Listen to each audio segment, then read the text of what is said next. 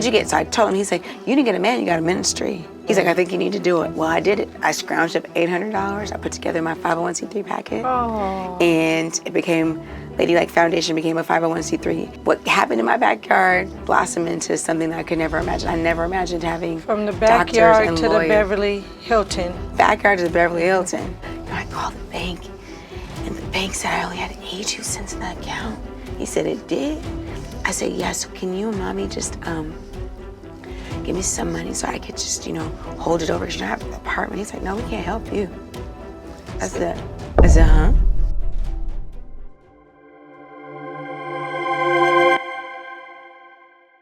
Welcome to the Care Den, where we celebrate change makers and dream builders. I'm your host, Leslie Deans Bryant, and today we are in a special treat with our very, very special guest, Leah Pump, the founder of the Ladylike Foundation, who has transformed countless futures for young women in inner cities and has given away over hundreds of thousands of dollars worth of scholarships.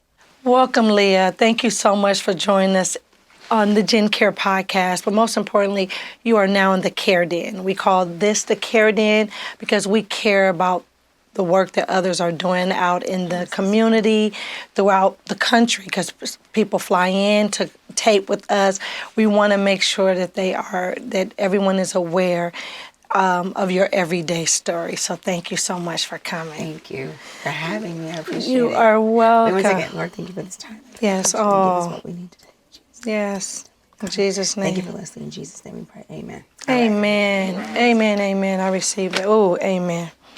Father, Son, Holy Spirit. Oh. Okay, thank you. I think you might be the first person who prayed. I always do a prayer and stuff, but who's actually prayed before us going. So thank you. Leah, so as you are enter the Care Den, everybody, first, when you first start, you open this gym box. Okay. And you tell me what lift to do. it up. Okay. Take one of the folded cards. Look at yes. Okay. Take it. Okay. Read the name on it. Who it's from. Sean Smiley. Okay. Okay. And then open it up and read what he left. Nothing changes if nothing changes. Yes. That's good. Yes. So now. Okay. That is, and then later in the show, you'll be able to leave your own gym. Okay. For the gym box. Okay. Okay. Perfect. Leah, you have helped so many young girls. I mean, from becoming lawyers, doctors, engineers. Where did that vision even come from? Well, I never thought I was going to do that. So everyone always thinks I had this great business plan and I wanted to go out and do this in the world. There was never my plan. Okay. Never my plan. All I wanted to do was teach. That's it. And so my pastor asked me to teach this girls' class called Ladylike. Oh. And so in that class, I would talk about women in the Bible. But being a teacher, I've always tried to make things practical so they could use it in their everyday lives. Okay. And so I would teach about a woman in the Bible, like Martha. Martha in the Bible, she loved to cook. And so I would teach about Martha, what Martha was and what she represented. But then I teach a cooking lesson, so I make it really practical. And so anyway, this was going on for a couple years. Okay. And one particular year we went to Palm Springs and had a conference, and I was teaching about the Song of Solomon. So I was talking about love and relationships and, and what Solomon loved his wife, who was nobody. She was not royal. She was a sheep herder out in the outskirts of Israel, and he didn't even care. He went against all the protocols, all the things to find this girl that he loved, brought her to the kingdom. Well, anyway, so I'm talking about this story, and so I talk about my past, and the girls, what I thought was not interesting to the girls, they just loved it. Oh. And I couldn't get rid of them. So they would follow me. I'm laughing because that's a good way. They're following me. Oh my gosh. I was like, Lord, these girls were on my tails. They were standing behind walls waiting for me to get free. And they walked up and said, can I talk to you, Miss Leah? Because it opened up so many things, from relationships to parents, to drugs, to mental illness, to abuse, to just everything. Self-care, anything. You never know. These girls are going through a lot, but they don't know who to talk to. What's the age group? 12 to 17. Okay. And so anyway, so then I was like, okay, well, come to my house. I would have these little Friday night talks. We talk about, have a little lesson, talk about stuff. And I was doing that. I'm just happy with it. I was just happy doing exactly that. I had no money. I was a teacher. I had $35,000 a year. I mean, What I grade didn't did have you no teach? money. I've taught pre-K, K, first, second, third, and I've been a principal of an elementary school. At the time, I was teaching third grade. Okay. I had no money, so I was like, we were having homemade spaghetti, garlic bread that I made, and some punch and cookies and stuff like that. Right. And they didn't care. They'd be on my couch, on my floor, spend the night. They did not care, and I couldn't get rid of them. So we would be at church, we'd be at my house. I'd take them to museums. I would take them to Alvin Ailey. I'd just scrounge up enough money to take them to movies, bowling, skating, whatever I could do, I was doing it. Well, one day my girlfriend says, and you know her well, Shannon, she Yes. goes, Leah, I think you need to brand this. This needs to be a foundation. I was like, girl, please, I don't have no time for that. I gotta teach. I'm a pastor's assistant. I have no time. She says, Leah, nobody's doing this. These girls, you cannot get rid of them. You gotta make this a 501c3. So anyway, I'm like, whatever, okay. So during the time, I was dating this celebrity, and I found out he was dating somebody else on Gossip. That's how late. That's long. I was devastated. I mean, when I tell you, I was crying so hard. Oh my God. And I was asking my pastor, like, he was like, I don't know why you crying. You know, I'm like, what God do you mean? revealed it to you. No, Right, no, not my just- friend told me No, actually. I know. I'm being She told me to check out Gossip because nobody was telling me what was happening. Oh my God. Anyway, so my pastor was like, you need to fast. I was like, fast? He's like, 38 days, God's going to give you a man. Because I was like, I'm celibate, you know. Yes. After being divorced, which is a hard thing to do. Yes. I'm celibate, I'm working, you know, and I'm his assistant. And I'm like, but I ain't got nobody. Right. I'm by myself. He's like, if you fast, you're going to get a man. I'm like, okay. So I was happy, like, ooh, I'm about to get a man in 38 days. I'm fasting and everything, but what I'm doing is I'm fasting from the moment I get up till 12 noon, and I'm working out at the gym. Oh, wow. So I go at 5 a.m., I work out at the gym, and then I go to work. I come back home, shower, and I go to work. Well, anyway, during that 38 days, I didn't have no man. Like, my phone still wasn't ringing. I would call my phone to see if it worked, because I'm like, it's not even ringing. Like, I don't even ding, ring. I mean, it's my mom or grandmother. It's the same old people, mom, grandmother, pastor, for work. Work, mom, grandmother. It just, dad, no man. So anyway, and during that time, I was having these, like, visions, though. I was visioning. I would be on the treadmill and I envision these luncheons, and I envision giving scholarships away. And the way I had that vision is because my grandparents did it. My grandparents are self-made, African American. They thought that their way out was education. Okay. And so they're from the South, Palestine, Texas, and Crockett, Texas. You know, those are Yes. little small towns. Yes. And so they migrated to LA during the Great Migration from Texas to California to LA. And so they decided to put themselves through school. So they had their kids first, and they took turns. My grandfather, he finished at Prairie View on the GI Bill because he was in World War II. Came back and finished at double masters at USC. Okay. My grandmother, after him, took care of the kids, and then when it was her turn, she went to Cal State LA. Wow. And she got her bachelor's and master's in education administration. They both became teachers, administrators, counselors, vice principals. Wow. So they knew that was the way out. And they saved their money, and they bought property in South Central. So that's how they made it. And so it wasn't about, are you going to college? It was, where are you going to college? Absolutely. That was it. Like, I can relate to that. It was no, are you? It was where. relate to what and your you're grades saying. better be good because you're not going to Right. junior college. Absolutely. They were serious. No, but you're going. I can relate. I have a whole family, and I'm going to be honest. I don't know. I don't have any family members. I don't have college degrees. Right, and I Like don't that. mind. It's not even a top. It's not even like. No. It's almost like, what school are you going to? So what we're looking at, like, Yes. where'd you get in? Yes. You know, and it needs to be like a plethora of schools because you need to spread it out and like talk about it. You know, which is, you know, rare, you know, for Yes. African Americans. But that's where I was Absolutely. raised. Now, I know nothing against junior colleges at all, but Right. at the time, it was not a discussion, right? Correct. So anyway, so I remember her and my grandfather and a band of administrators, black administrators, would get together and they formed this group called ICA, Interchange for Community Action, and in Los Angeles, and they would give scholarships, big scholarships, to African American students going to grade school. So every May, second Saturday in May, from a baby till till high school, college, I've been going to these luncheons. Okay. And at these luncheons, they're giving these scholarships away to these African American students who have these grades, and they're going to like Stanford, Harvard, Spelman, Howard, Southern. I mean, they have these great. I mean, I'm hearing like they have a 4.0. I'm seeing it. It's real for me.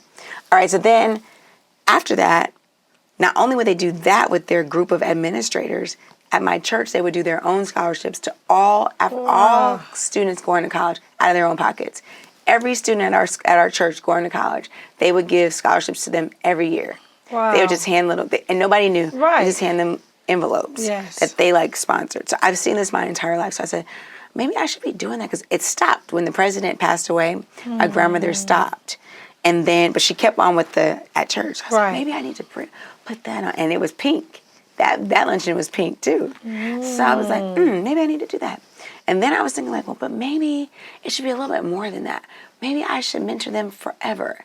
And then have like classes and girl talks. And I just started thinking, this is on a treadmill.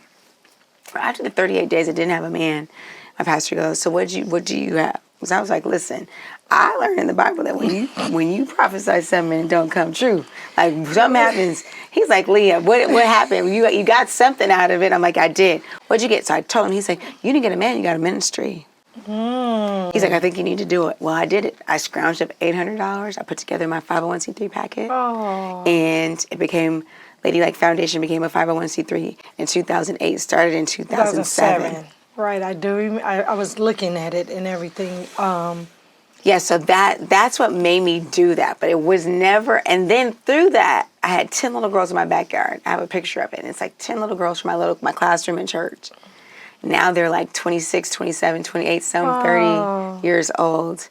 And what happened in my backyard blossomed into something that I could never imagine. I never imagined having from the backyard doctors and to lawyers. the Beverly Hilton. Backyard to the Beverly Hilton. Right. I mean, I never planned that. That's 100% God's plan. And I'm so grateful. You pull it off. I mean, very, very Thank well. you so much. I've been there to some very star-studded events, and I'm not even on to yours yet. But because your event is always a star-studded event as well. And it's not about the stars. It's about you bring out the stars who care in the community. Absolutely. Who wants to help. They want to be there. But for years, I kept saying, I'm going to go, and it was always something. It was always something. 3 years ago, I'm like, I come. I don't say anything. I kind of observe. I do not even introduce myself to you. But we had so many mutual friends, so many, even some of my sorority sisters. We just had so many mutual friends. And I was like, oh, I would love to I'm like, I'm going to go. So when I do go, get a table, but I never said a word. I was like, why didn't you tell her? Tell me I could tell her you was. I said, I just wanted to observe. I wanted to see what was going on, because I'm a big giver and I help so many people, and I'm big on helping young girls. But I'm just busy. So I started observing and watching. In the second year, I'm like, I'm going to call Leah and like, hey, Leah, make sure my table's in the right spot. Absolutely. Like I want to do, because I want to now really just pay attention. Right. And then especially once I realized I have been on your husband for almost 30 years, like so many years, I'm like, I'm going to pull this card too. But not because of that. It was really just because of the work you were doing, what was going on. And it was just so amazing. And I've been to a lot of cotillions. My daughter won there. So I'm like, where are we going to be when we get here the first time? I'm like, oh, we in the room. I was like, well, come on now. Because I've been in the room, but I didn't expect that. That's so funny. And I was trying to put it together like, is there some other place? I'm like, maybe we're going to be outside. I'm like, because it is hot, so we'll have some, umbrellas. That was my thought process. So the fact that, and I had read all about your organization, so the fact when I saw it, instantly I'm like, this is amazing.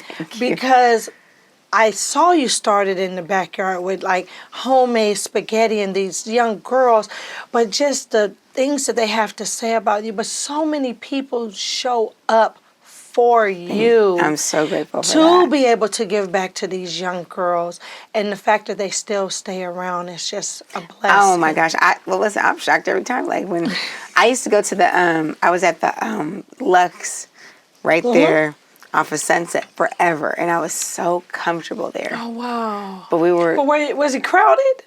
It was beyond crowded. Right. I was gonna say I didn't I'm picturing Lux. I I'm didn't like, care. I didn't so- care. I didn't care. It was enough money. Like, Right. I had enough money to do what I need to do. Like whoever get fit.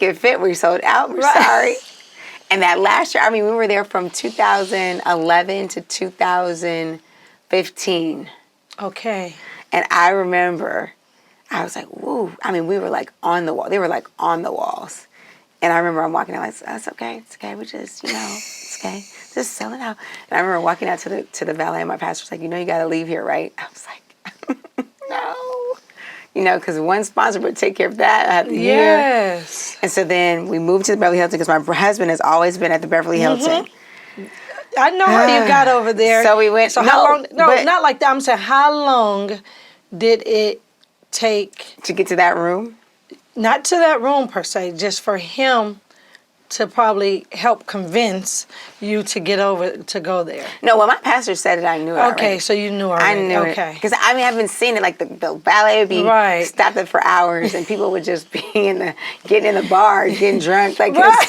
because they're waiting on there. So I was just like, They done made it a day party. Listen, now. They just they linger. just have a good time.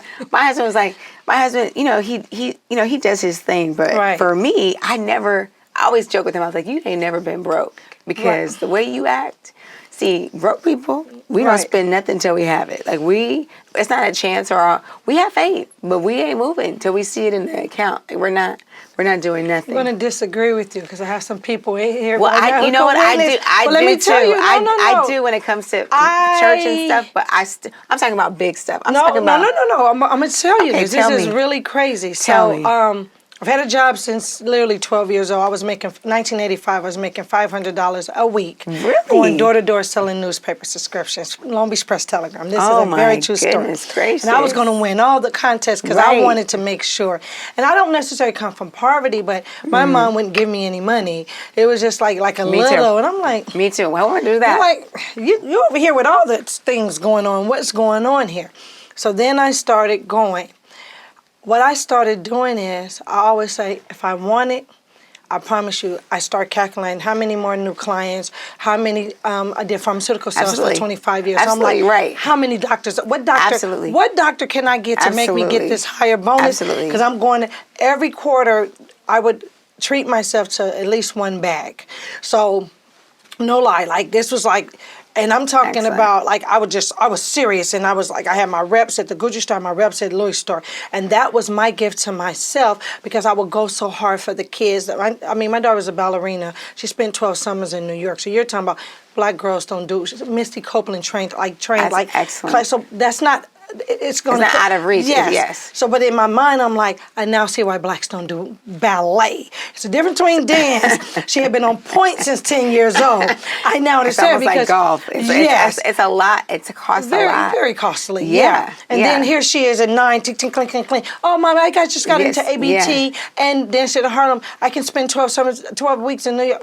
Well, who's going to pay for this? Like, what's going on? Oh, yeah, no, they told me you need to contact them because she didn't realize you got to turn over the credit cards and things. Absolutely. So those were things for me, but I do agree with what you're saying because we want to look at our money. We want to make sure Yes. that we got it. You know what We I'm saying? got it because we want to play it safe. Absolutely. And that is true. And you are right. Like I think, but I also think in the Bible, you're not to live in fear. No.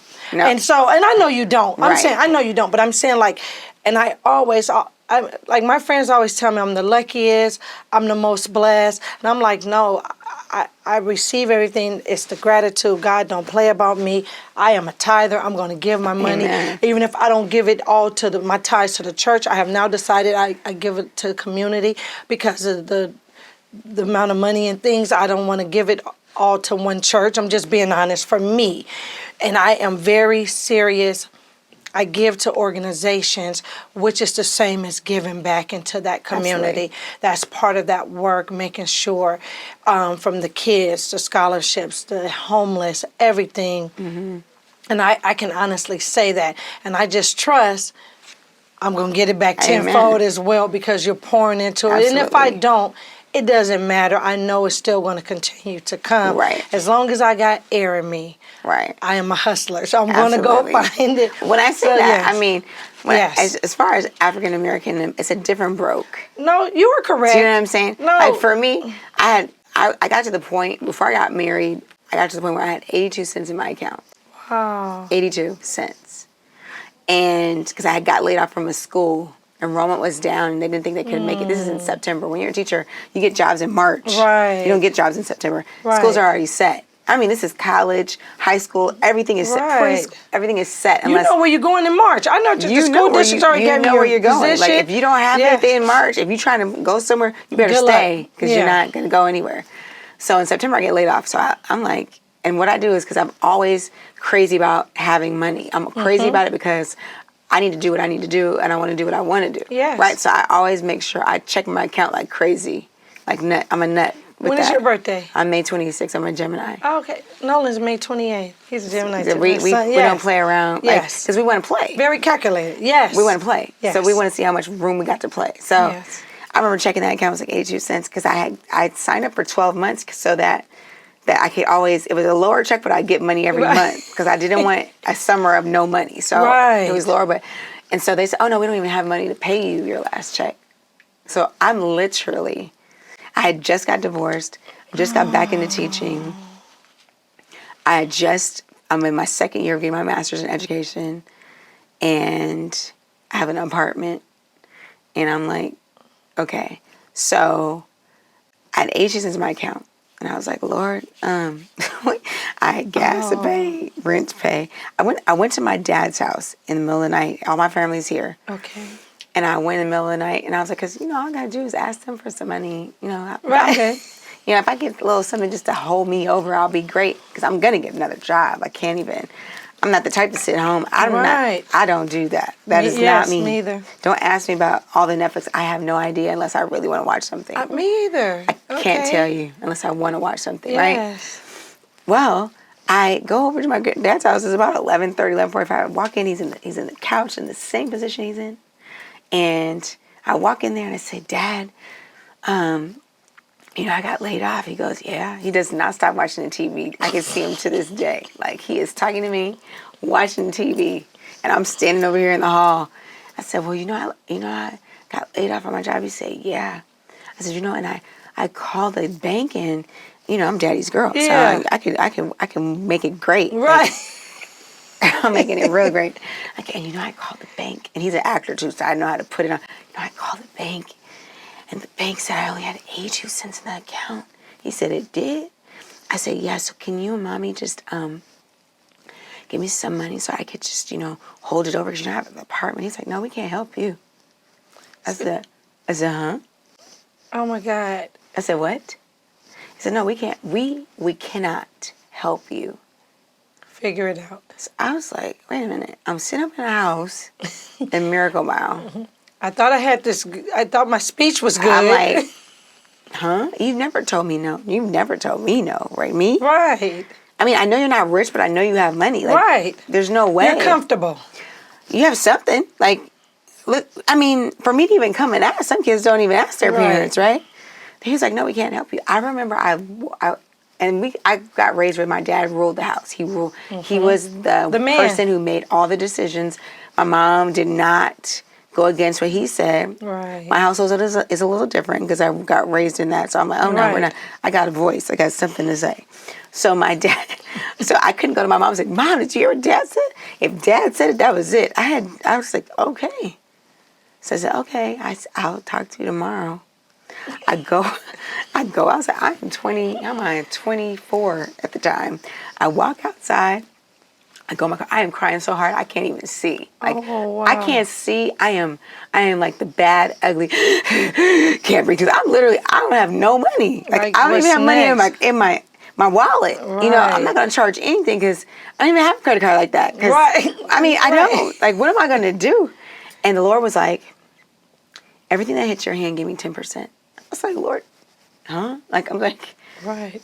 everything that hits your hand, give me 10. Yes. Give me 10%. I'm like, Lord, I got 82 cents. That's 8.2 cents. Right. Everything that hits your hand, give me 10%. Okay, I mean, what am I going to say? No. Right. At this point, I'm so low, I got to say yes. The next day I go to church, it's a Saturday. I go to church, I'm in church. Nobody knows, I didn't tell anybody my problems. I'm sitting at 8 o'clock service, and my pastor's wife's sister, her name is Cassandra, is staring at me. And I was like, Lord, I'm really sensitive and I'm very perceptive. So I know if someone is mad at me before they even say it, I can walk in a room and tell what the climate. Pick up energy. I just know. I don't know. I've been like this since I was a kid. I was like, did I do something? I'm going back and forth like, what did I say? Did I say something? What did I do? Did I do something? Did I offend her? After church, she walks up to me. She says, Leah, I don't know why, but the Lord told me to give you this. It was $100. Wow. I ran up to the finance room at the church and I gave them $10 right away. That whole month, God was blessing me. My grandmother told me she'd pay my rent and she'd give me some gas money. But that whole month, I learned how resilient I was. I got up every day like I was going to work, and I was on every website. I went to interviews every single day. I wore the same thing to every interview, the same exact outfit. It was a DKNY, a pinstripe suit, dress, and blazer that I got from Loman's. Oh, wow. And that I wore to everyone. I just clean it up and wear it again. Clean it up. There's a black pants and a blazer that I wear, and I just rotate to every. Anyway, I ended up getting a job at a entertainment law firm with a lawyer by the name of Daryl Miller. Yeah. Daryl Miller hires me to be his assistant. I'm getting $10 an hour. I don't care, because during this month, Yeah. I'm seeing God do some amazing things. I'm happy. $10 an hour. I am happy. We good. Let's go. Getting paid once a week, I don't care. I'm tithing. In that 1 year of me obeying God, I get hired as my pastor's assistant, which I was working as a youth director at the time. He hires me as my pastor's assistant. My grandmother asks me, do I ever want a piece of property? I told her, yeah, I would love to have a piece of property. She said, well, if you find something, let me know. I'll give you the down payment. This is all in this year of time. She puts a down payment on a duplex.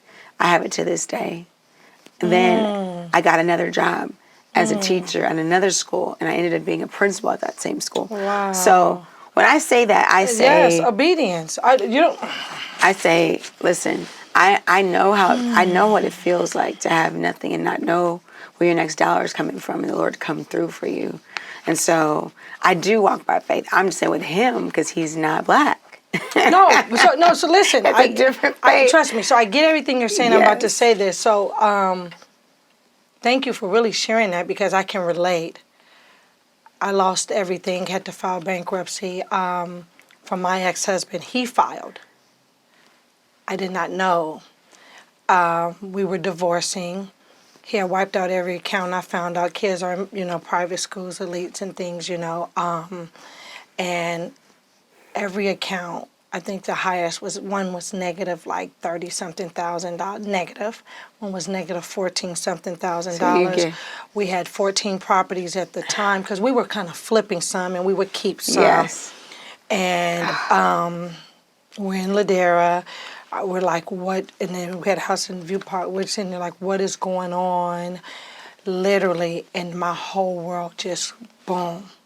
And I'm doing everything right. And I have always been a tither since I remember my Uncle Richard. I grew up in a small family church. And he would say, you guys go down there to that liquor store and get you some chips and candy while you're in here eating in the church. He would like call us out.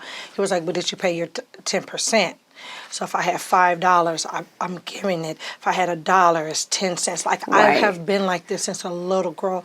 Matthew 6 was that he taught us. Right. You would get unexpected checks and everything. So trust me, that was like a Bible study lesson. Right.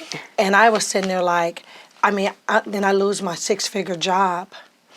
And then this is all in 2010, going into from 2010 to 2012. I don't know what's going on. I'm working for Merck Pharmaceuticals, and I am killing it. And then I'm talking about down from the president to everyone down, trickling. We're like ding, ding, ding, ding, ding. And I was like, oh, they're going to keep me. But now that everyone's getting let go, they're all black. But in my mind, I've been a token farmer all these years. I'm going to still be the token. the VP from Philly, my district manager, everyone was like, "Ning, ning, cut, cut, cut." They're calling us. I'm like, what is going on? So then I get the call a couple months later. I had come off a great year to let my kids take one friend, Disney World 8 days. I'm paying for everything off of them because I'm killing it. And I remember like yes, it was January 8th. It's crazy. It was January 8th. Is today January 8th? Yeah. That's so crazy. This is how crazy it is. I'm telling you a story because that's what just came to me. And I'm in line of Space Mountain, and the kids were like, yeah, we hitting all the parks. I bought all these tickets. And I mean, like, we were not going to miss nothing. They did not go back to school till that following Monday, and I cannot make this up. We literally are in the line, and they call me, and I'm like, hey, and they called 3 times. So I was like, why do they keep calling me? They know I'm on vacation. So I was like, hey, I'm like, well, I was going to Space Mountain, is everything okay? And they were like, they started reading the whole script, like the legalities of it, and I was like, am I laid off? I said, are you telling me I'm having my job? Because they read it no matter what, and they were like, unfortunately, and I was like, whoa. Within less than the next year, like divorce, everything, boom, boom, boom. And I said, God, you have snatched everything but my kids. Keep us safe. Everything else I can get back. Foreclosed on about maybe 11 of those 14 properties. We ended up start kind of selling. And it's very similar. I asked my dad, my mom had gave some money to cover school tuitions and things, because I found out they told me your checks bounced, and I was like, who check bounced? So everything started happening. He went and wiped out all the accounts and stuff, and then was like, yeah, I don't want to be married anymore. It was just, yeah, it was really crazy. I didn't even have time to be sad. I was like, what is going on? I remember, and then my dad said, he gave me $10,000. I bought a duplex in Lamar Park that I still have to this day from 2012. Are you serious? He gave me, and he was mad. He was like, what are you doing? I gave you $10,000. I put it down. They gave me money back. So I tripled my money because I had the $10,000. And, you know, back then they would give you money back on top of all kind of these credits and stuff. Right. Pay for everything. Right. Interest rate 1.9%. It was for 30 years. It was just crazy how it happened. So I get it. And I think from there, for me, it was more just like, you live, but I am a strong believer when much is given, much is absolutely required. And you have to stand by have that. to. So yes, oh my God. So thank you. This is crazy because we just have very similar situations. Only my dad did. I'm a daddy's girl too, and I called him crying, and I had to pay out my 401k. So that's how he gave me the money. Oh yeah, he had all this money. He had blown it. Now he's going overseas to play. We're in court, and they're like, well, on paper, honey, you are killing it. No, wait, here's his contracts. Here's all this stuff. And he had wiped everything out the account. I'm like, he took the money out the accounts. This is what's going on. They did not care. They did grant me child support and stuff, which I've never gotten. That's a whole nother story. But, 7 figures of back pay owed, and I'll probably never see it. It is what it is. But I can honestly say my dad was like, Lee, one thing you can do is make money. He was like, give it. Do not let that consume you, because I took it personal. I was angry. I'm like, but I have the kids. I have this. How are we going to eat? He was like, you'll eat. You'll be fine. And so that's how he ended up giving me the $10,000. So I was like, well, I kind of bought this. He was like, what? You don't even have it? And I was like, no, I'm going to have some tin. It's going to make me some money. And it did. I put a transitional home there at that time, and it was 2 units and stuff, and it did make the money.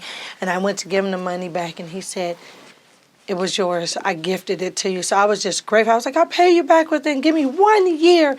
I don't know, I'm going to flip it. I didn't know what I was going to do. I just knew I was going to do something. So, yeah. So now, so beyond academics, like what other challenges have you faced, or you helped them? Not really challenges, but you help them with life challenges, I guess? Not just, I know you help them with academics because that's the teacher in you, but what other challenges do you help the young ladies with when it comes to everyday life? I teach them to be confident about themselves. I feel like that is very key. Like you have to have confidence. Like when you walk in the room, that you know you're somebody. There's a mantra that I give them, which is, I am beautiful, I am valuable, I am intelligent, I'm destined for greatness, I will succeed, I am ladylike. And if they say it over and over, they will become that, if they believe that they can. So I really try to give them confidence. I try to give them common sense too. Because I feel like you can't be intelligent and not have common sense. But can you actually teach common sense? I do. Because I always say you can't teach common sense. I do, because I'm like, okay, so what are we deciding? Like, so, okay, we have all of the facts. We have all the facts, so what are we going to do? What do we do? What would you do? Or what do you think is the best decision? Right. You know, I give them all the facts, like the stuff that people don't talk about, you know? Like even dealing with college, there's one young lady that got into school at Berkeley, and and she got into school at Michigan. Okay. She chose Michigan, which is fine. I went to Berkeley, but I was trying to tell her, you're from LA. You don't know. You know, I was very, very trans. You don't know how cold. It's cold. It's a cold you've never experienced. You can't even buy coats out here for that type of cold. You know, like do you understand that? Do you understand that you can't come home for Thanksgiving and come right back home for Christmas? Like, you understand that, right? It's like, you may have to stay for Thanksgiving. I'm originally from Chicago, so I have all the culture stuff. But it is a different kind of cold. It's a different cold. Like, do you understand you can't get to mom quick? Right. You understand that, right? Okay, well, then make your decision. Like, once you have in your head everything, you're looking at all the facts, I lay it out. You know, even when dealing with relationships. Did she pick Michigan? Yes, she did. Did she stay? She did. That was amazing. She so did. I'm a go-away college person. I gave up UCLA before I did UCLA because I'm the different world era. So I was going to HBCU. I didn't know which one, but I was going. I love a different world. So I'm like, Whitley? All of them, let's go, Denise. So in my mind, I remember my counselor, and I went to Long Beach Poly, and I know a lot of people think, because we're known for producing the most athletes out of one high school, but it is a predominantly white school growing up. I didn't realize how many, even to my childhood friends, were Jewish until later. Got it. Because, of course, I guess back then they could not talk about it, but then it made sense because they couldn't come over on Saturdays, but they would come on Sundays. Right. So I never, it made sense. They sleepovers. No, so I was like, I just like, why mama won't let them come over? But they would come sometimes on but Sunday, and they can hang out. But now it made sense. As an adult, I learned. So I remember my counselor, who was not black, and she loved, and she was like, Southern University, what are you doing? She was like, I thought you were going to Southern, USC. And I'm like, no. She was like, what happened to UCLA? What happened to UC Santa Barbara? What happened to? And I was like, I don't know, but I'm not going. And she was like, why? And I was like, because I play sports, but I'm not going to go to, there was no WNBA at that time. And in my head, I was going to be the first girl to play with Magic Johnson. I just want you to know, you couldn't tell me anything. I was like, they're going to let me in. I'm going to be the first girl to play with Magic. And then my friends were like, you're so crazy. I'm like, but watch, I am. And then, of course, that definitely wasn't happening. But as I got older, I would just dribble all night long, just like, it was crazy. And I remember when I was going and I was laughing, I said, well, I don't want to go there. And I would just be watching different world, and I'm like, I'm going where they going. Absolutely. And at the time, I thought Hillman was a real school. Then I'm like, this is not a real school. Right. But I'm going somewhere, so I started looking up, and then my mom's like, oh, go to Spelman. I was like, yeah, no, I don't want to go to all girls. No disrespect, but for me, I was like a kind of a pretty tomboy girl. So my mom like, nah, I'm going over here. I hung with our boys, so I'm still going over here. I was a girly girl, but I was over here with the boys. So I'm like, no, I'm going somewhere. And I just remember when I went, and I promise, and I tell so many young girls, going away is not for the weak coming from California, wherever you go. Because it's nothing like this. It's a culture shock. Even from LA, because when you go up north, it's completely different. No matter what, coming from LA, it is a culture shock. You even up north is cold. It's not as cold, but it has Right. like winters. It has seasons, I would say. You're going to experience different things. The clothes, the just everything, the vibe It's totally totally different. different. Completely. And I just I remember when I got there, they were calling me Blossom. They're like, you're like a black blossom. You're like a black Barbie. Like, they was just like that because I was so proper to them. And I was like, what? I'm like, what is going on? First time I ever experienced racism. Yeah. I'm in the Piggly Wiggly, and the lady's like, bag your own groceries. I said, why? I said, are you busy? I didn't know what was going on at the time. She was like, we don't help your kind. This is 1991. I'm like, what kind? I had never experienced racism, so I was so baffled. And then my mom's like about to jump over to say, my mother's like got a PhD, overly educated. She's like about to, but she's still from the south side of Chicago. Right, so she's about to jump over the counter and like, what the? And I'm like saying to myself like, wait, Mom, stop! What's going on here? And at that moment, and my friends would know, I can be a fighter sometimes. I'm ready to go. Right. At that moment, I was like, damn. Oh, okay. Where am I? I was like, where you know am where you I? are. You know where you are. I was like, I should have looked up the South a little more, even though I knew You about gotta- it because you my gotta family's know. from Mississippi. Right, but you gotta know. Yeah, but I didn't expect it to happen in the tell 'em. 90s to me. But even So, now? yes, I'm talking about in the 90s. Oh, it's still now? Well, Trump brought it back. I'm sorry. I don't care who people. I always say my money Republican, but my heart is Democratic, and I don't care. Yes, They know it's like roll tide. For our kids, I was like, listen, they'll be roll tiding on campus. Right. They'll be roll tiding off campus. 'Cause Absolutely. It's totally different. It's totally. I mean, my daughter went to LSU, so trust me. And even then, she was like full scholarship, USC. All of these like NYU, and then I said, "Nah, just let me take you down there so you can kind of get the best of both worlds before you decide." Absolutely. Because then she's like, "I think I'm gonna choose Tulane." I was like, "Tulane, you go down there's a long road and it's giving country. It's gorgeous, Right? But I said it gives me like." Still, sometimes somebody may knuck if you buck and want to hang somebody. I'm just being honest. It's beautiful, very gorgeous. You have to know where you're going. You have to know where you're going. You have to know where you're going. And I love that you have that conversation with them because they gotta don't know. They don't know until they get there, and even you don't get to change your mind. No, even they leave. Now parents give a choice. Like when I, yeah, we don't have those. That's not even an option. Choice Girl, for what? You there? Are you kidding? Good luck. Well, you know what else too? Though I'll say, Leah. When we went to college, you could not change because you had to start all over. You couldn't. Now you can. I mean, you can hop to 3 before you're. Yes. And staying for 5. Yes. But that was a non-negotiable for us. You got 4 years. This is where you're at. You better stay, and you better try to get out in 3 if you can. Absolutely. Save our money and just go there. Right. Yes. So yeah, I know, but. Like even in relationships, what I do is I turned 45, so you know we have these. Oh, these, you're so old. No, but not. They come early nowadays. I'm 51, about to be 52. Well, see, I did. No, I still have a cycle. That's a whole another thing. Yeah. When you do IVF, it does all the stuff to your hormones. Yes, it changes. So you may get there earlier than other people. You're right. Things. I saw the IVF drug from. Fairing my last. So you don't even know. You know what I mean? You don't know how it affects you. Yes. But even in relationships, I tell them to write the good, the negative, and the positive of a relationship. If there's more negatives in the relationship, and it can be friendships. If there's more negative in the relationship list than positive, then you need to get out. We need to go with the goers. Listen?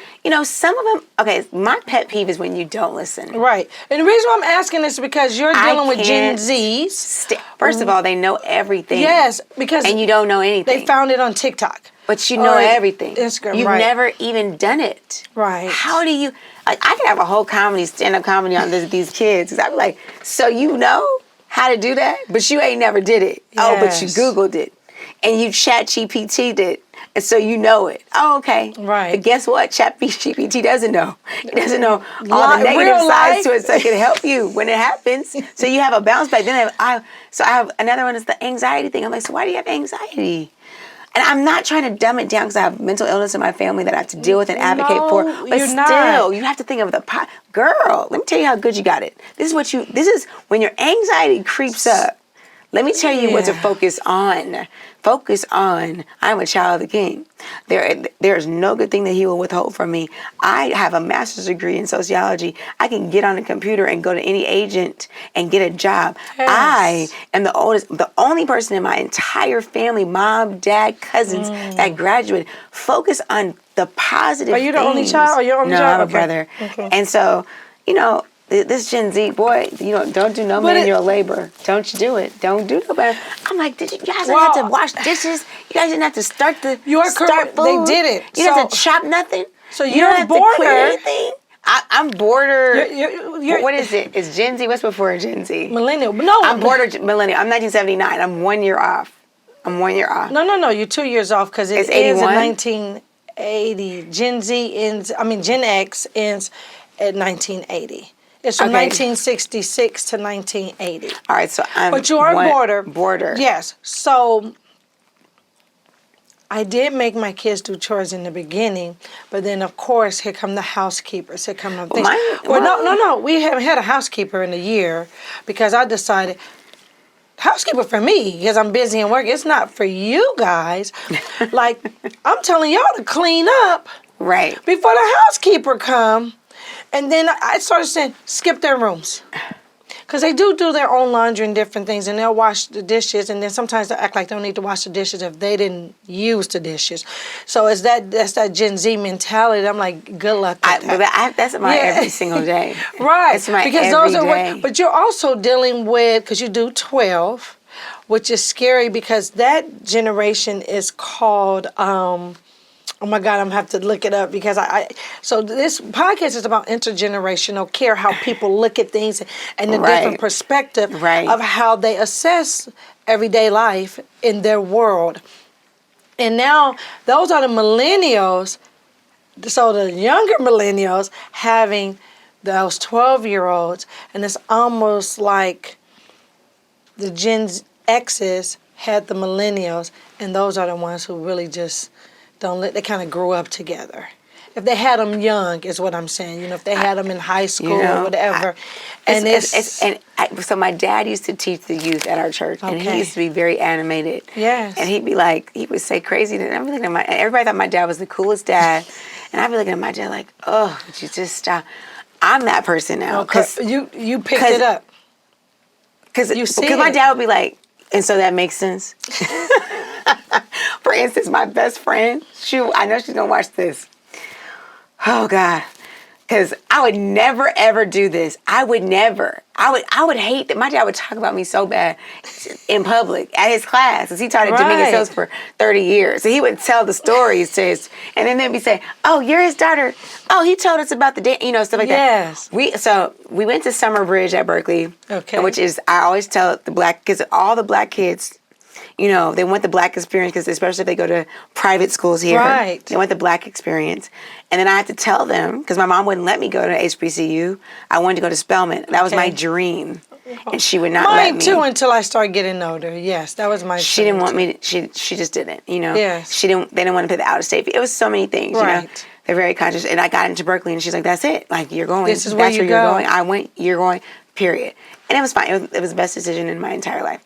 But what I found is on those campuses, even though you're a minority percentage, everybody knows each other. Yes. That's why Greek life is really prevalent. Yes. And every black person, all the athletes, every scholar, every black person, because it's a community. And Berkeley is very liberal. Very liberal and very borderline HBCU, because they have the Greek life there. Real big. Yes, it's real big. For California. It really is. It's huge. Absolutely. It's huge. Yes, and they're very... my bonus daughter graduated from Berkeley. It's huge. Yes. So that's why I tell them, like, listen, you may think you're not going to get it, but like people were like, one of my little mentees was like, well, I live in the African American dorm, and she was like, I was like, why are you saying? She said, that's just too many black people.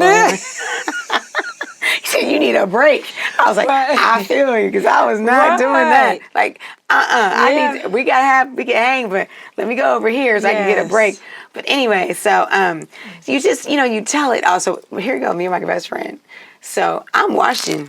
I learned to do laundry, Like my grandmother even says, no, you fold your towels right out the dryer, because if the hottest, you don't have to iron them, and they'll fold real good. Like my grandmother, my grandmother used to fold iron towels too. I was like, Granny, why? What are you doing? They don't want no wrinkles in the towels. So my grandmother was and you wiping off with them. She was a serious laundry person. She put white vinegar in the white clothes instead of Clorox. Yes. Unless it was something just really bad. Yes. She put a little thumb of a little cap of Clorox in her dishwater because it made everything like sanitized before COVID. Yes. Sanitized everything, made everything great. Yes. All right, so I knew how to wash, right? Yes. All right, so I'm washing every 2 weeks, and my girlfriend didn't wash at all. It was 8 weeks. She didn't need to wash. She brought all her clothes home. So here we are on Southwest. This is before 9/11. Yeah. She has her whole sack laundry bag on the plane. So here's my dad. This is before 9/11. He's at the gate. So he's sitting there waiting for us, and we walking out. And so, all I got is a roller, because I learned all I got is a roller and my duffel. And here she is with her roller, a duffel in her. So my dad's like this. He said,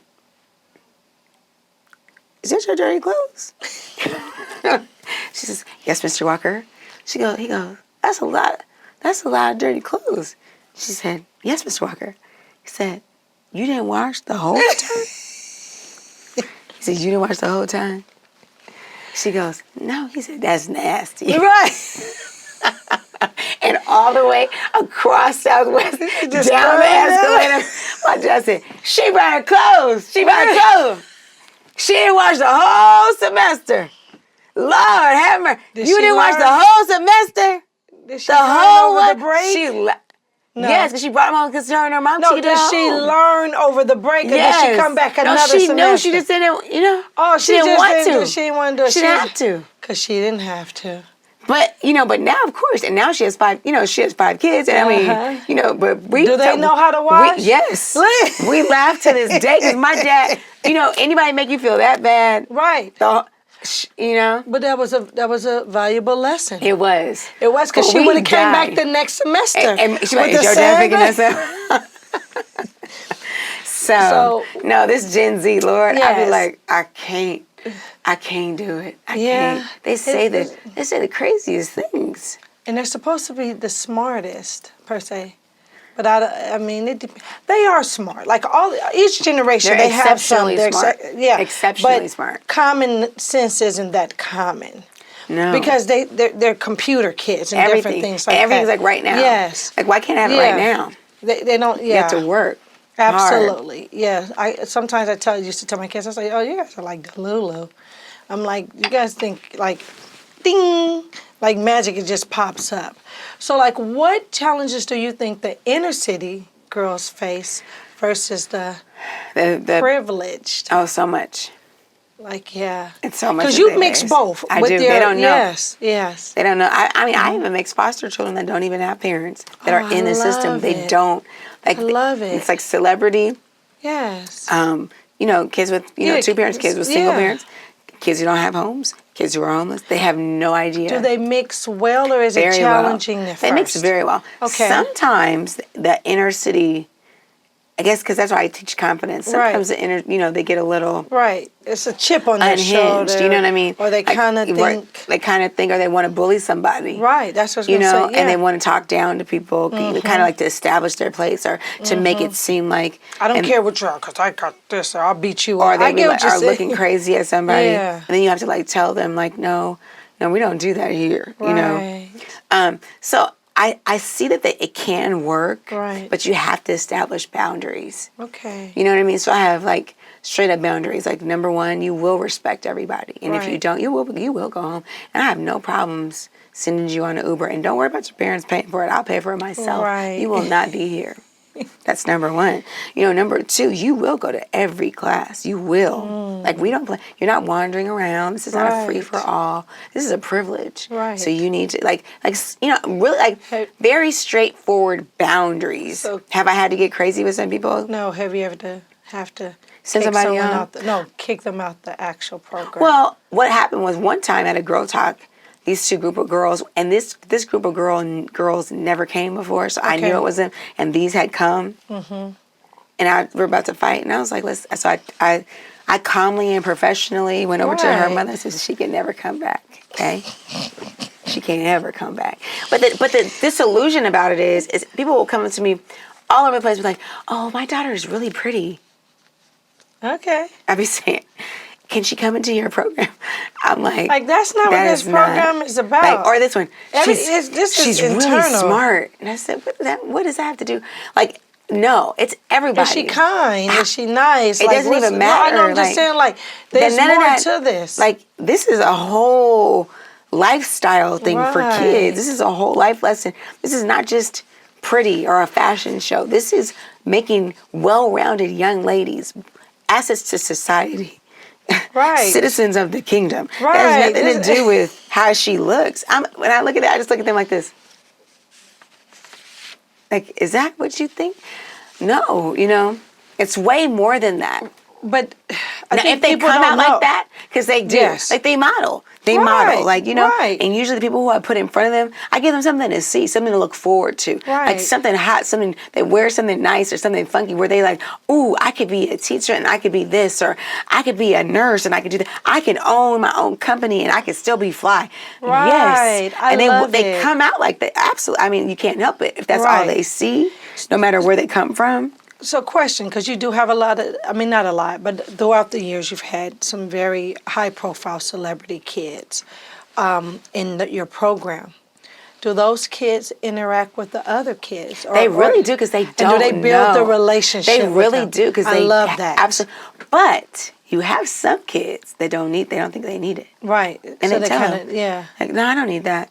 Right. But the thing about it is they do. Right. Because it's not just about, Right. I know. access. It's right. about making a good person. Right. And so the people have taken them out, taken their kids out. Oh. They're taking their kids out, and they may model but not come to nothing else. Okay. Or they may, pop it in there, but they Right. won't do anything else. And later on in life, I see it's a major difference where the one who did not have all the access and maybe Ladylike was all their access and all their opportunity. You see the program. They're so grateful. You see them blossom from the benefits of the program. From the benefits. Yes, because it's a lifestyle, and it's the whole thing. And I know the work you're doing, because 12 to 18 is a critical age. I mean, that middle school age is the worst age ever, to be honest. I taught them. I mean, I would walk in. My assistant now came from one of my worst classes that I've ever had on 57th and Hoover, not Hoover. Challengers, Boys and Girls Club. I would walk up into that class. They'd I was be going like, to say that must be at the boy. I promise I was going to say at the Boys they'd and be Girls like, you Club. still coming? I said, these kids, you still coming? I was hoping you wasn't coming today. I was just like, I'd be like, is this for real? Like, and then I'd be walking in like, Lord Jesus, these kids. Yeah. You say the same thing every single day. Like every you're not single day, standing you say there. the Like, same right, thing. And I was like, and I can hear you. I'm like, so one day, I tell I kids had I had windmill it. them. What'd you say? I windmill them. What would you? They talk. I'm like, I said I windmill kids, and I windmill parents who don't discipline their kids. Because I used to mentor some girls, but that's why I commend you, because I feel like you have a lot to lose too. So God gave you the gift of calmness. I don't quite have that. No, I don't spirit. either. No, but I'm saying I don't either. It's a learned capability. Yeah, see, because you can teach some of those things. Sometimes I'm like, I mean, it's strength under control. Because this girl told me, I told her something like, please sit down. And she was like, you ain't my mama. right. And I don't know. I lost it. I said, and I'm so glad I'm not your mama. Period. I am so glad I am not your mama. Yeah. You want to know why? Because if you was my child, you would never talk to nobody like that. If you was my child, you would never look like that. That if you was my part. child, you wouldn't have an attitude like that. It was like 25 things. She's like, well, you didn't have to say that, Miss Pub. You didn't have to go there, Miss Pub. I'm sorry. But you didn't have to go there. Sorry. And it was peace in the valley ever since. I Like, understand she never talked to another person like that. and she would Because come ready. people allowed her. It was Right. somewhere. And I'm serious. It's times the kids, I'm like, go get your mama. Because your mama should have been beat up for allowing you to talk to kids like people like this. See, somebody didn't beat your mama up back in the day. Somebody said something crazy, but I'm not that person. I'm coming here to help you. And some people get it. Some kids get it, and some kids, seriously. And the kids that didn't get it, to be honest, I'm just going to be 100% honest. Oh, no, the kids who did not think that my program was important, the kids who did not, and I'm not talking about the kids who are privileged and their parents. I'm not talking about those kids, because those kids have access, and they have opportunity, and their parents make things happen for them. Right. I'm not talking about that. I'm talking about the kids who I'm supposed to, that the Lord has called me to, the ones that don't have access, don't have the opportunities, the ones who don't get it, the ones who don't appreciate it, the ones who think that it's a waste of time. They're the ones who got pregnant. Those are the ones who are on drugs. Those are the ones who never, had 2 kids before they were able to even get a career, or are going to school now at night because they, you know what I mean? Yes. They're the ones who didn't. And what they do is they reach out. Yeah. They'll tell other kids, or it's been so long, they have their own kids. Right. They're like, I didn't appreciate this, but I want you need to appreciate. Miss Leah is the truth. She's not doing this just to do it for a check or for show. Miss Leah is doing this because she cares about you. But I could definitely see the difference between the ones who stick with it. And maybe they don't go to college, right? Right. Maybe they don't. Maybe they're in real estate. They're still I successful. college Maybe is they're on their own. So maybe it's not college, but they find their thing and they're amazing at it. You know what I'm saying? Absolutely. And that is good too. I want you to do that. That's the whole point. Is to just be successful in life. And to steer you in the right direction. And to block out all the riffraff. And give to make back. you focused. You give to someone else. And give back. And teach everything that you learn, you teach it. Make sure you teach somebody else. Or make sure your daughters and your nieces and your nephews, have character, have values. Are successful. Yes. And even with my kids, because my grandparents worked for everything that they have, and they still lived in Watts. And she would tell the policeman, I know I live on the east side, but I got money to live in Beverly Hills. I choose to live here. And she was not even 5 feet, and she would tell people this. But I my whole life. And so with my kids, no, look in the eye and say thank you. Pick that up. Right. Pick that up. Put that away. Everything has a place. Yes. No, do not throw that. No one, do not create work for people. Pick those crackers up. They are 3, and they still are mannerable. Right. I mean, they're off the hook. They're terrible threes. They're terrible awful. 3s are worse than 2s. They're awful. Yeah. And ask me, where are the kids? Where are the twins? I'm like, do you think I could focus and do this with you? If they were, no, they are not here. They're not here at all. No. Right. And you're still very. And I'm good. No, but they're off the chain. But every day you're still going to tell them, because every day. It's going to instill. So, what's next for the next decade? Wait, so we're looking ahead. Got a couple more questions for you. Okay. For the Ladylike Foundation, what's next over the next decade? Yeah, in the next 10 years. Oh my gosh. What do you see? Well, you're inspiring me, because I definitely need to do this for that age. Absolutely. I was thinking, I think women period, but we need to have some cross-cultural, I guess, age, I don't know what that big name is, conversations. Yes. Because they need to hear some stuff. I've had some Gen Zs on here. I love it. I've had some millennials. I love it. I had some Gen I love X's, this whole thing. Baby boomers. You keep it broad so that everyone can listen. Because what necessary. you're sharing, it's all about, really, it is true intergenerational care. It can be wellness, self-care, health care. Everything. It's so many different things. And they need it. We need it. Because, I know my grandmother was very intricate in my life as well, my grandparents. And I lost my last living grandparent after COVID 3 years ago, and it was hard, but we were extremely close. And when my granny passed, I just was like, oh, and she used to always tell me, she said, you have a gift and you, until you tap into, I don't know, like, and I'm like, oh yeah, granny, I just work hard, and, you know, but she would say scriptures, and I always went to church, and I just remember that gift that she would tell me from a young age was that gift of discernment to determine who was right for me, who wasn't, that spirit, and every time I went against what God had already told me, oh, I felt that raft. Absolutely. You feel that raft. You feel that raft. And that's why I remember getting on my knees. And it's not even just about money. It's just people. Everything. Your friends. You're like. When the Lord tells you to leave somebody alone, you better leave them alone. Like, let them people be. Like, let them go. It's so crazy. So, no, I know exactly what you're saying. And you let them go. But my grandmother too. Yes, my grandmother. And that's what I said. And my grandparents were saying, like, what next? Oh, what's next? What's next for Lady like the next 10 years? So a podcast, definitely that, or some type of platform. Definitely a platform. But whatever the Lord does, it's not going to be forced. It's something that He He makes happen, because everything I force never happens. It has to be stuff that He wants me to do. Mm-hmm. But I definitely would like a building. And I've been saying this since 2007.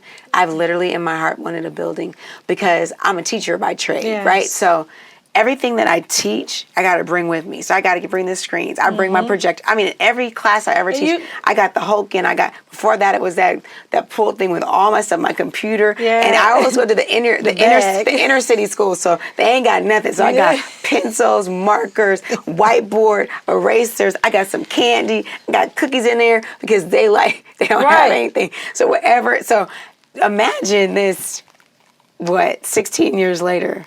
But it's coming. But no. Me carrying this to every class. No, I'm saying the Hulk is now, it's a Hulk and a thing. Now it's a flatbed that I'm pulling. Now it's crates that I gotta go everywhere. 16 years. And then I gotta find places, because you do. Because I remember you asked me like certain locations, like hey, what I location? need a place. I need a meeting. I need a dance studio. I need a kitchen. Where am I gonna put all these linens? I got linens for every occasion. What you want, black and white? You want red and pink? What you want, silver and gold? I got them all in my garage at home, labeled. But now I got babies. So now it's all this baby stuff on top of event stuff, on top of, I can't find anything, which drives me nuts. So I just buy it, because I'm like, listen, I'm not going through this pile. Let me just Instacart, some highlighters. I will not waste any more time in this, because I can't find it, right? Right. So my dream is to have a building where I could do everything in one place. Of course, the experiences, I'm not going to be able to do that in one place. Mm-hmm. I will not be able to. I can't have Alvin Ailey at a building. I got to take them there. One day I want to take them to the White House. I want to take them to Juilliard, like places that I've been to, Apollo. So I love the arts. I used to act and dance and sing and all this stuff like my dad. So I love all of that. Okay. I'd love to do these summits or these ladylike talks at different places like that. That I would love that. I would love to have more. We speaking things into. I don't believe in anything into existence. I believe in you give the Lord the desires of your heart, and He will make them happen. If it's according to His will, right? Because He hears you. That's what I'm saying. He does. He hears me. And I understand what you're saying. Like I don't want to, Lord. If you don't want it, I don't want it. Because I've been in a place where if He didn't want it, that's just a disaster. But if you want it, this is the stuff that I like. And locations, other states. That's what I'm saying. I'm speaking it. I'm saying Ladylike Foundation. Yes. In the next 10 years. Yes. And then people say, in different states. Do you want to train people to do it? I'm like, no, I don't want to train. Oh my God, I feel the same way. I want to do it because I've tried having people teach my stuff, and it doesn't go over the same. Do you understand what I'm saying? I do. Because my mom is the creative. She's the creative. My mom can sit down and paint a picture and mold something and create a flower out of eggshell cartons. And she's that type, right? She can't tell the story like me. Like she can't. She can captivate an audience, but I can captivate an audience without notes. You know what I mean? I could teach something on a PowerPoint because that's who I am. So I would like to be able to go, but my classes and the curriculum, yes, that could be. But let me ask you this one. So The curriculum and book. I've written a book.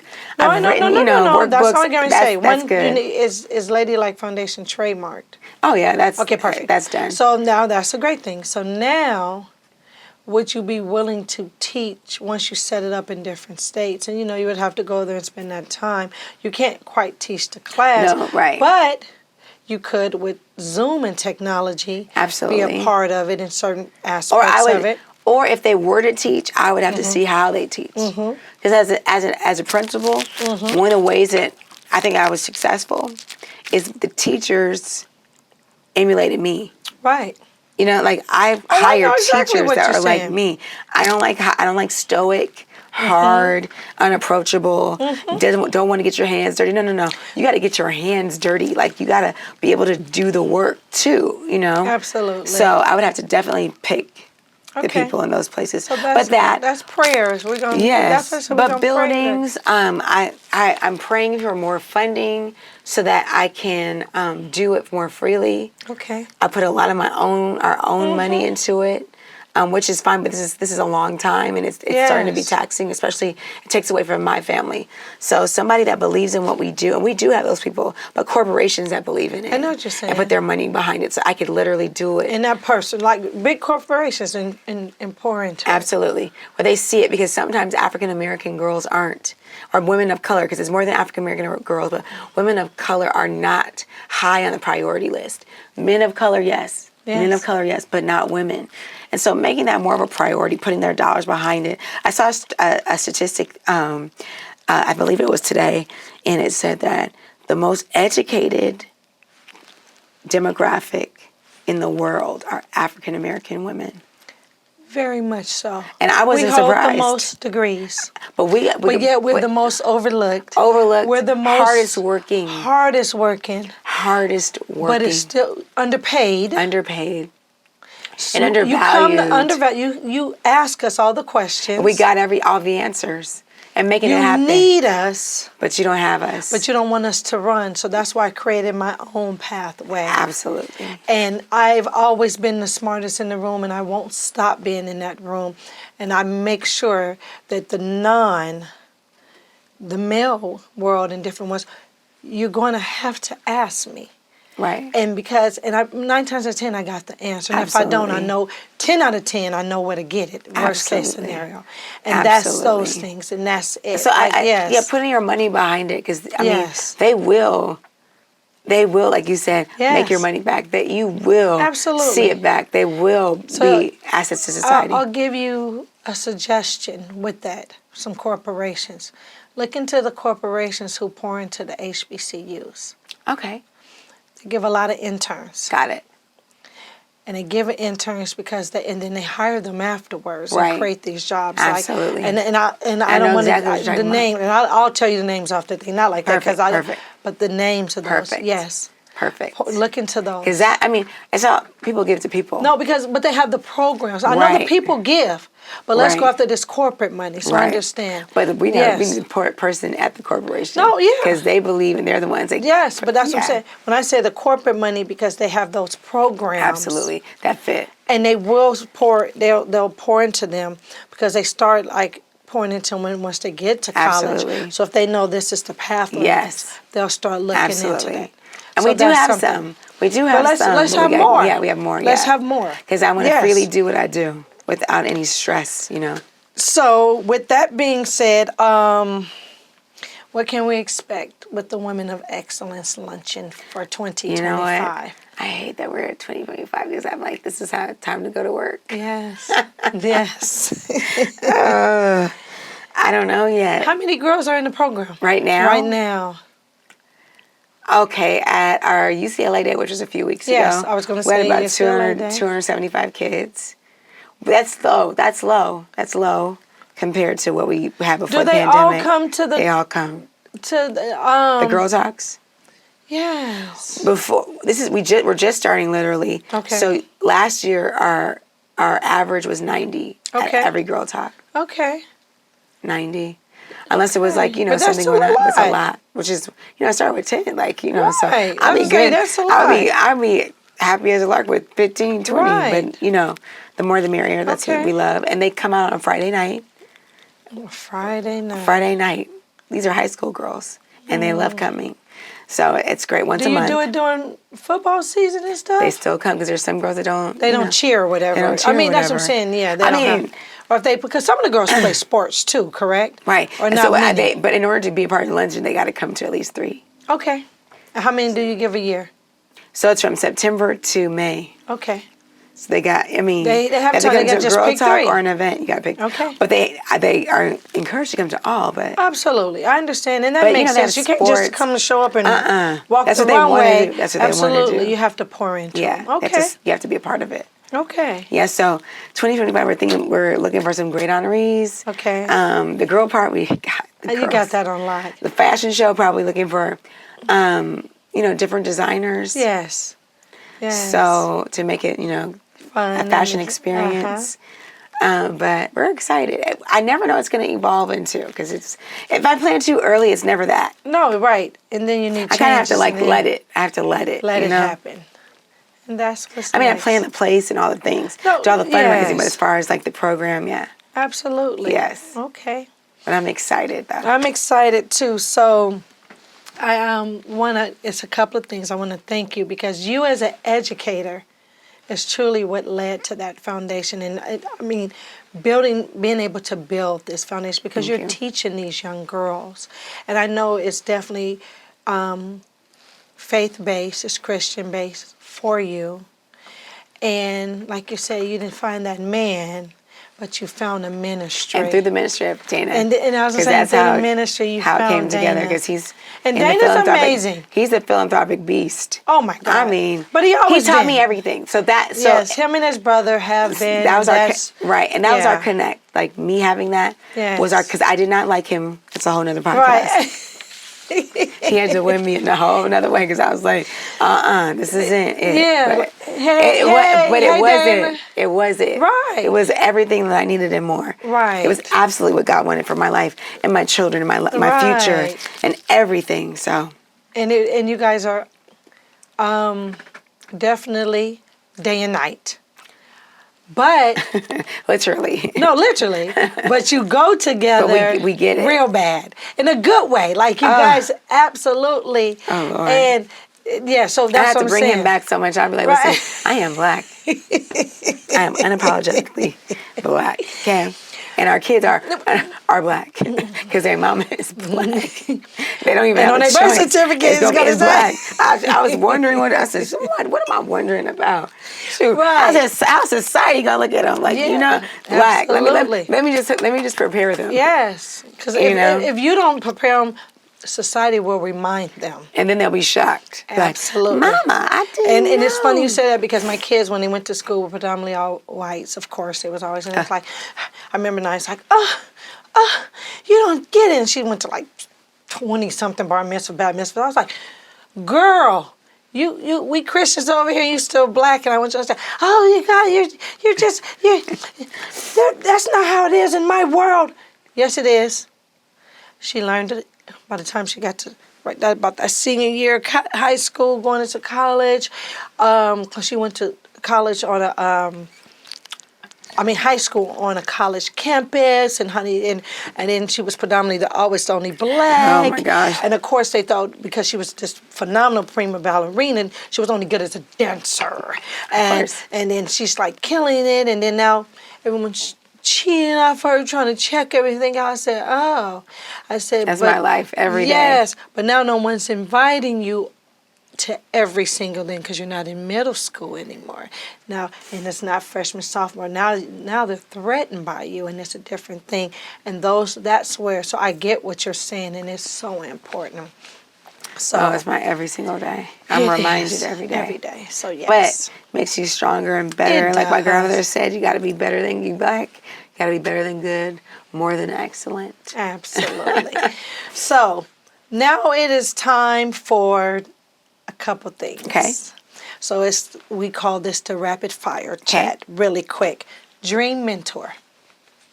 A dream mentor? Yes, your mentor, like someone you would want, like dream mentor. Okay, I have a couple. Okay. Can I name them? Uh-huh. All right, there's Emma Greedy, Grede. Yeah. she's a dream mentor to me. Okay. Because she's like my age, and Yes. like I feel like she knows like what to do, what to put out, when to market, when to not, when to go for, when to pull back. Like in business, I feel like in business, with Oprah as well, because she also has the magic touch. Yes. Another mentor would be Tyler Perry, because of just his influence in the community and bringing something out of nothing. Yes. And still believing in himself to carry it. Dream mentor, okay? And since I'm very diverse anyway, oh my goodness. I'm a good listener. I'm a follow directions person. Like my pastor is my mentor right now. He is my coach, my life coach, everything. I love everything that. he says to do, I do it. I mean, I follow to a T. That's why me and Dana are together. And so anybody who has great wisdom, anyone who is a winner, I want to win. Like my life is about winning. I don't want to fail. So no matter what color you are, you know, I want to win. You know, I want to know all the keys to success, whatever that looks like, whoever that is.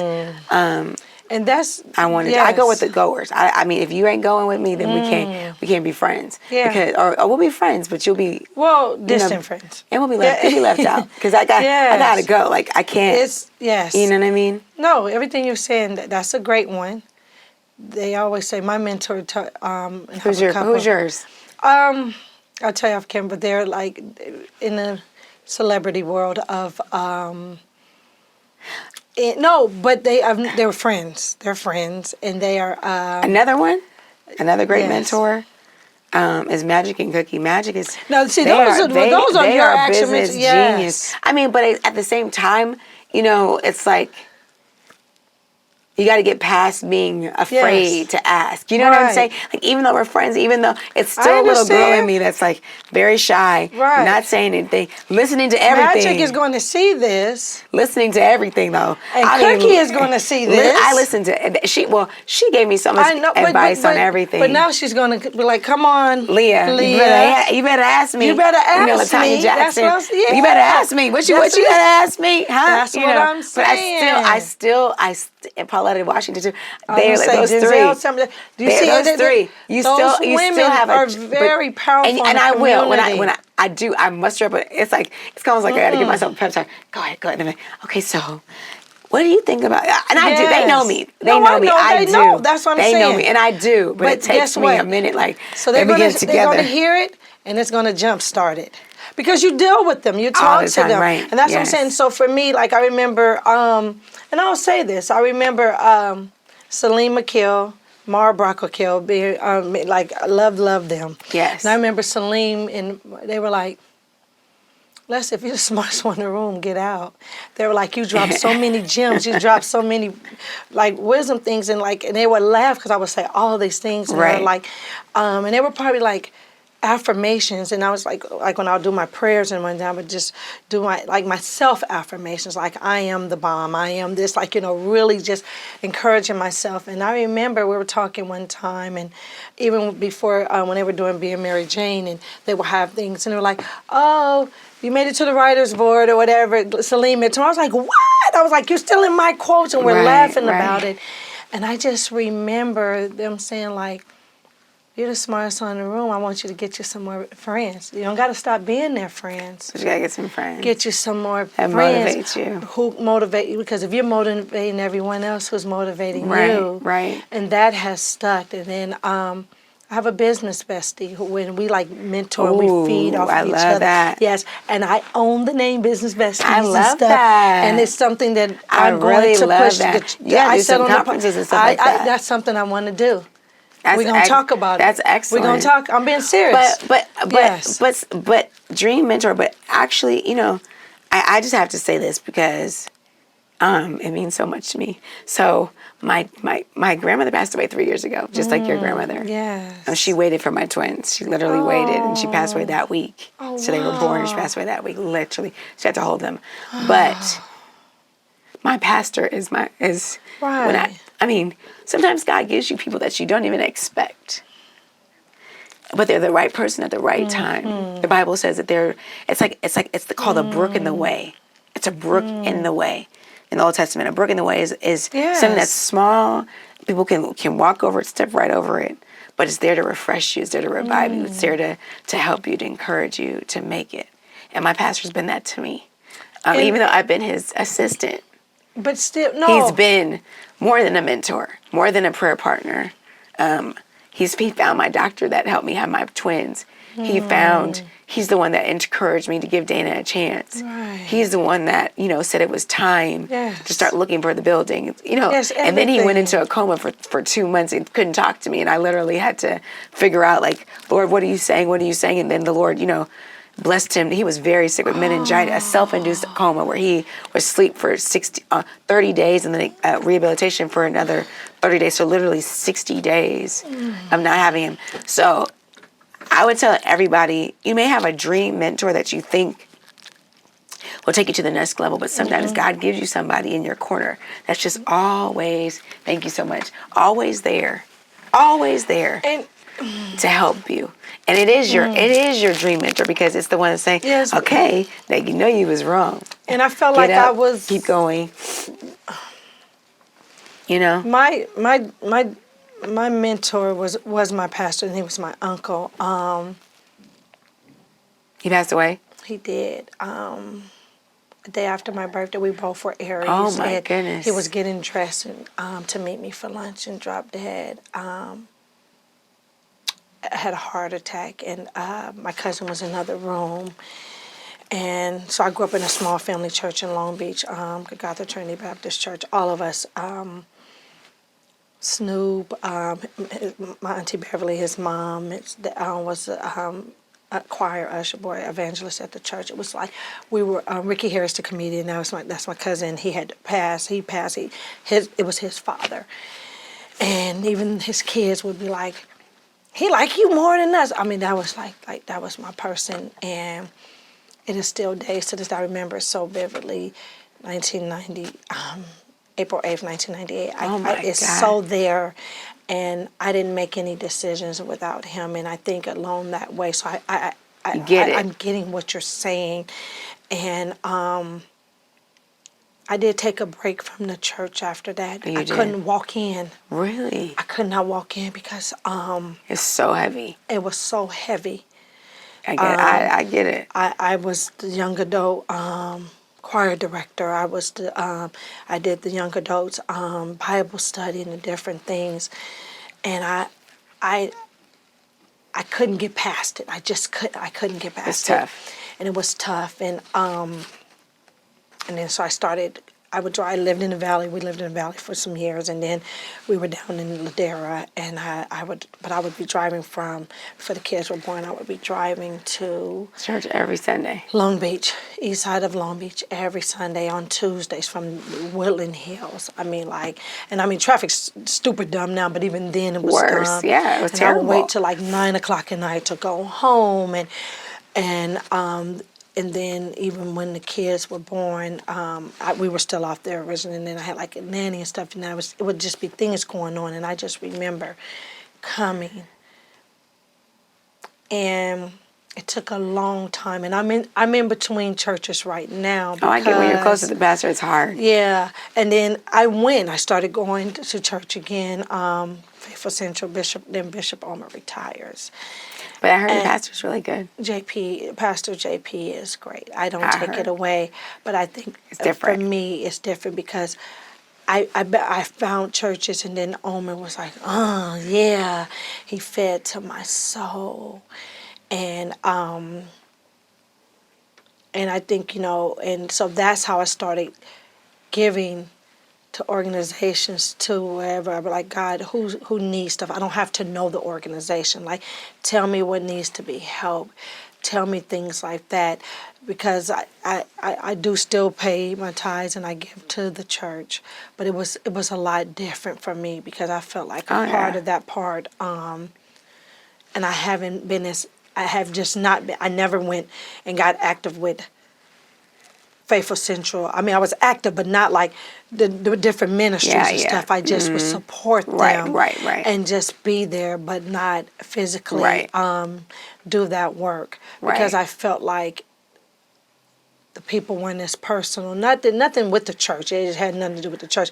I felt like my commitment was to my church, and it was hard to just walk in there. It's so hard, right? It's just hard. So yeah, I definitely get what you're saying. Yeah, so, I lost 2 pastors, but you have to ask the Lord to give you a pastor. Yeah, and thank you for that. Ask him to give you one. Because it may not be a big church. Because I'm not a big church person. Yeah, so when I found myself there, I was like, oh wow. Yeah, you get kind of lost in it. But I loved it. Yeah. No, you get lost, but I was complacent. Absolutely, because you feel like everybody else is doing. I don't need to do. In a smaller church, you got to do. That's how my church is.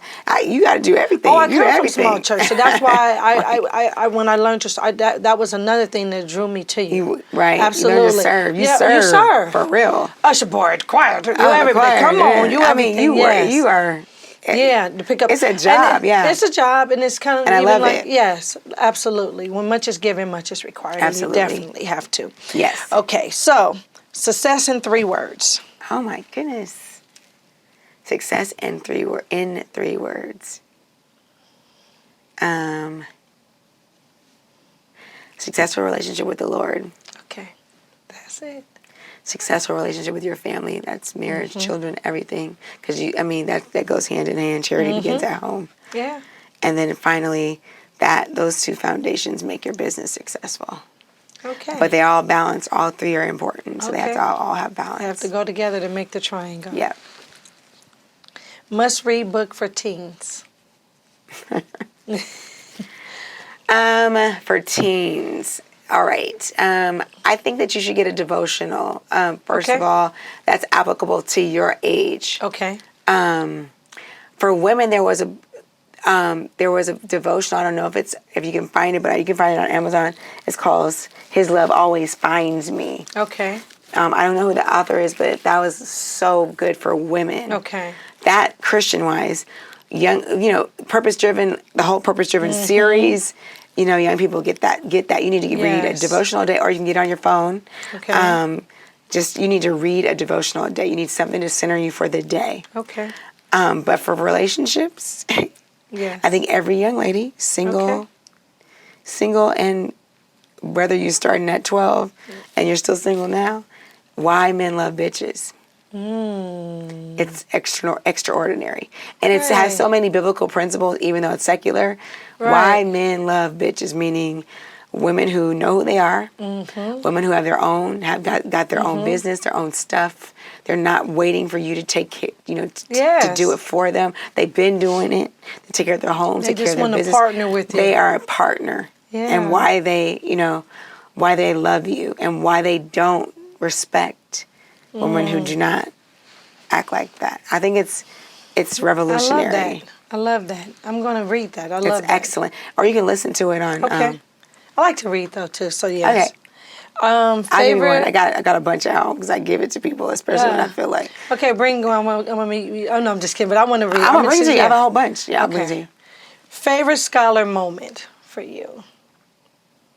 Not for you, for any person. Like it's favorite scholar moment for the girls, for any of the young girls. Okay, I have a couple.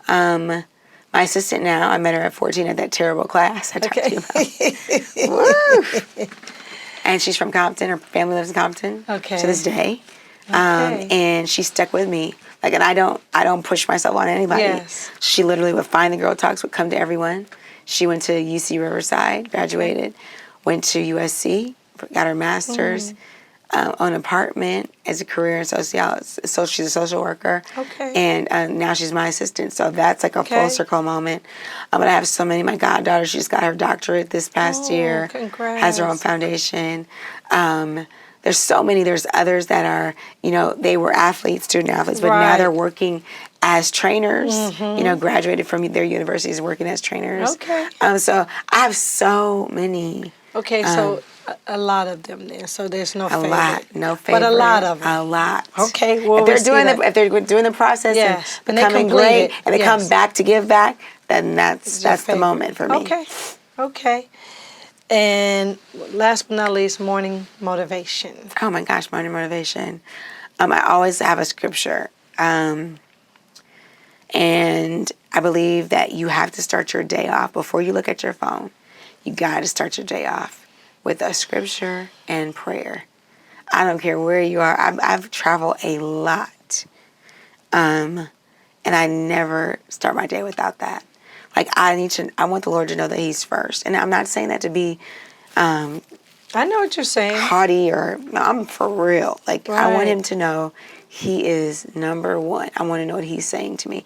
And sometimes my devotional is not what He's saying to me. Right. Right? Right. You know what I mean? Like, it's fires everywhere. And they talk about something. I'm like, okay, this isn't it. Lord, give me something else. And today, for instance, today's scripture, and I actually send the scriptures to a group Okay. every day. Okay. That's mine, and I send it to them. Okay. And today, the Lord put on my heart is, have mercy upon us, O God, according to thy loving kindness.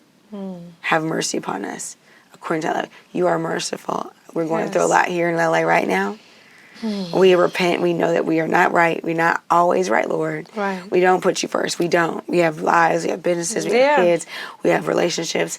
We are trapped. We are doing a lot. And so anything that you decide to happen to us is your decision. We get it. But Lord, have mercy upon us. Yes. And God's mercy is way better than man's mercy, because man has no mercy.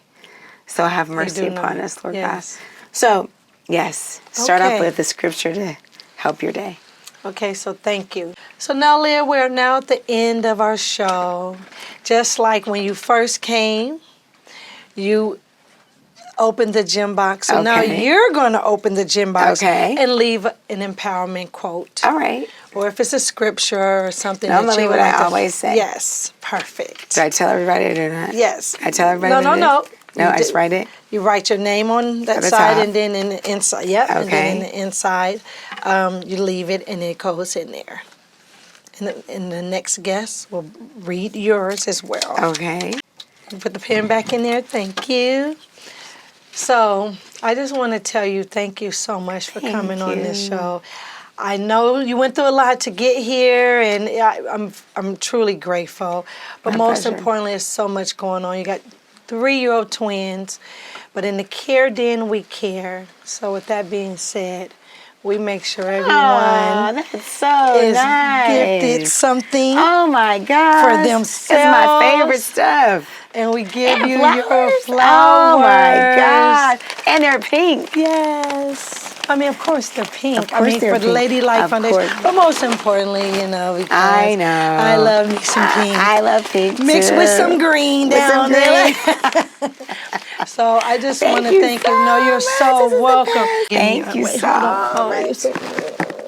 Thank you. Oh, this is amazing. Oh, this is amazing. No, thank you for being here. Thank you so much. From inner city to Ivy League, Leah Pump shows us that when you invest in young women, you truly invest in our future. Follow Ladylike's Foundation to stay connected to Ladylike's mission and to join her movement. Until next time, stay empowered and stay ladylike.